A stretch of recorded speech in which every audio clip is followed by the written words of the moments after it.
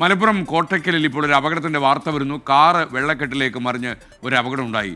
ഒരു 3 വയസ്സുകാരിക്ക് പരിക്കേറ്റുവെന്നും വാർത്തയുണ്ട്. എടരിക്കോട് സ്വദേശി ഷുഹൈബ് ഹുദവിൻ്റെ മകൾ തൗഹയ്ക്കാണ് പരിക്കേറ്റത്.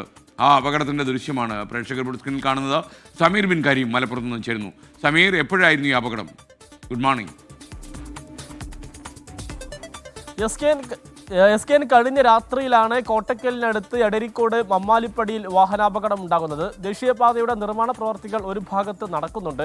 അങ്ങനെ നടക്കുന്നതിനിടയിലാണ് മറുഭാഗത്ത് റോഡ് ക്ലോസ് ആയി നിൽക്കുന്ന ഭാഗത്ത് വെള്ളക്കെട്ടുണ്ടായിരുന്നു. ആ സമയത്താണ് ഈ ഷുഹൈബ് ഹുദവിയും കുടുംബവും അതുവഴി സഞ്ചരിച്ചത്. അങ്ങനെ നിയന്ത്രണം വിട്ട കാറ് സമീപത്തെ വെള്ളക്കെട്ടിലേക്ക് മറയുകയായിരുന്നു.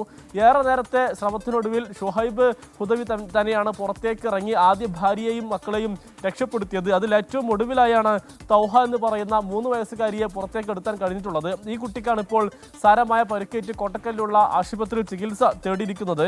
ഈ ശക്തമായ മഴ ആയതുകൊണ്ട് തന്നെ ഈ റോഡിന്റെ ദൃശ്യങ്ങൾ അത്ര വിസിബിൾ ആയിരുന്നില്ല എന്നതാണ് മനസ്സിലാക്കാനായിട്ട് കഴിയുന്നത്. അങ്ങനെയാണ് കാർ അപകടത്തിൽപ്പെട്ടത് എന്നുള്ളതാണ് ഏറ്റവും പ്രധാനപ്പെട്ട കാര്യം. മറ്റൊരു വിമർശനം നാട്ടുകാർ ഉന്നയിക്കുന്നത് ഈ സമീപത്ത് സൂചനാ ബോർഡുകൾ കാര്യമായിട്ട് ഉണ്ടായിരുന്നില്ല എന്നുള്ളത് അപകടത്തിലേക്ക് നയിച്ചു എന്നൊരു വിമർശനവും നാട്ടുകാർ ഉന്നയിക്കുന്നുണ്ട്.